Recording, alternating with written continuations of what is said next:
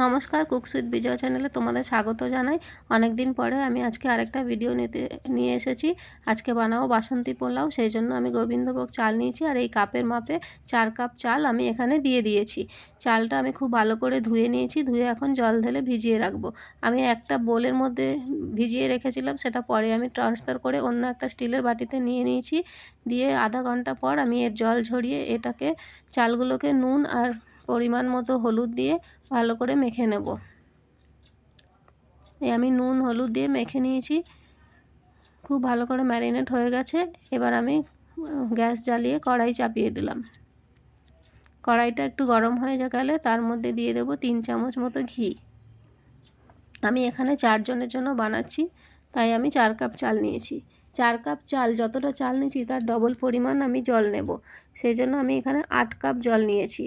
8 cup জলটা আমি ওই বাটির মধ্যে যেই কাপ দিয়ে চাল মেপেছিলাম সেই কাপ দিয়ে আমি জলটা মেপে নিয়েছি। আর এদিকে কড়াইটা ঘিটা গরম হয়ে যেতে আমি তার মধ্যে তেজপাতা দুটো আর যতটা পরিমাণ আমাদের নিজের যতটা লাগবে সেই হিসাবে কাজু আর কিশমিশ দিয়ে ভেজে নিয়েছি।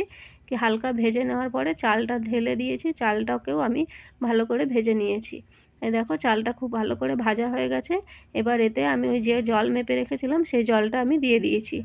জলটা দিয়ে দেওয়ার পরে এর মধ্যে দিয়ে দেব পরিমাণ মতো স্বাদ মতো লবণ আর মিষ্টি। মিষ্টি দিয়ে ভালো করে নেড়ে নিতে হবে। তোমাদের আমার এই ভিডিওগুলো কেমন লাগে অবশ্যই কমেন্ট করে জানাবে।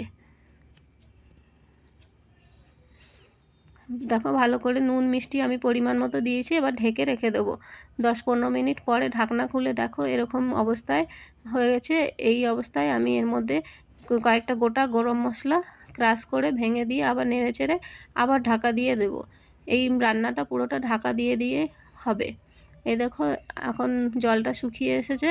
এবার ওপর থেকে ঘি দিয়েছি, আবার ঘি দিয়ে কিছুটা 1 চামচ মতো ঘি দিয়েছি। টোটাল এখানে আমার 4 চামচ ঘি লেগেছে। দিয়ে আমি এটাকে আরেকটু ভালো করে মিক্স করে নেড়ে চেড়ে নিয়েছি।